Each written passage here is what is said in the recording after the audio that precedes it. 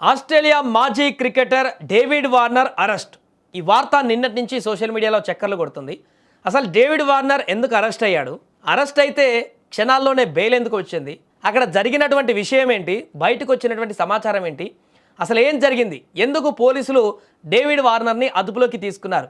దాని వెనక ఏం జరిగింది అన్నటువంటి పూర్తి వివరాలు ఒకసారి మనం చూద్దాం. పాకిస్తాన్లో కూడా సూపర్ లీగ్ జరుగుతుంది. అక్కడ పిఎస్ఎల్లో దాంట్లో కరాచీ కింగ్స్ తరపున ఆడుతున్నాడు డేవిడ్ వార్నర్. అక్కడ కెప్టెన్గా ఉన్నాడు. కొద్ది రోజుల క్రితం అక్కడ కెప్టెన్సీ మీట్లో కూడా వివాదాస్పదమైనటువంటి ఒక కాంట్రవర్సీ మాటలు కూడా అక్కడ చూసాం. మన కెప్టెన్ మిగతా కెప్టెన్లతోటి ఇబ్బంది పడ్డటువంటి వార్నర్ మాట్లాడినటువంటి తీరు. అయితే ఆ తర్వాత మొన్న 4-5 రోజుల క్రితము ఆస్ట్రేలియాకు వెళ్ళడం జరిగింది. వార్నర్ అక్కడ వ్యక్తిగత కారణాల చేత మరలి వస్తాడంటూ కూడా పిఎస్ఎల్ ప్రకటించింది.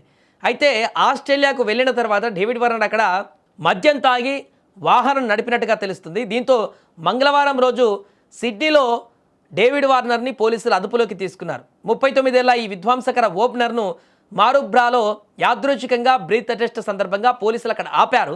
అయితే అక్కడ ఉన్నటువంటి లోకల్ మీడియా కథనాల ప్రకారం అసలు విషయం చూస్తే వార్నర్ అక్కడ బ్రీత్ అనలైజర్ తోటి పోలీసులు చేస్తున్నటువంటి చెకప్ని గుర్తుపట్టి ఆ పరీక్షా కేంద్రాన్ని గుర్తుపట్టి అక్కడికి చేరుకోకముందే తన ముందుగానే కారు చక్కగా పక్కకు పార్క్ చేసి అక్కడి నుంచి వెళ్ళడానికి ప్రయత్నం చేసినట్టుగా కనపడింది. అయితే న్యూ సౌత్ వేల్స్ పోలీసు అధికారులు అతని వాహనం వద్దకు వెళ్ళి బ్రీత్ టెస్ట్ చేయగా అతను అనుమతించదగినటువంటి పరిమితికి మించి అక్కడ మద్యం సేవించినట్టుగా పోలీసులు గుర్తించారు. దీంతో వెంటనే ఆ తర్వాత వార్నర్ను పోలీసులు అదుపులోకి తీసుకున్నారు. మారుబ్రా పోలీస్ స్టేషన్కు తీసుకువెళ్లారు.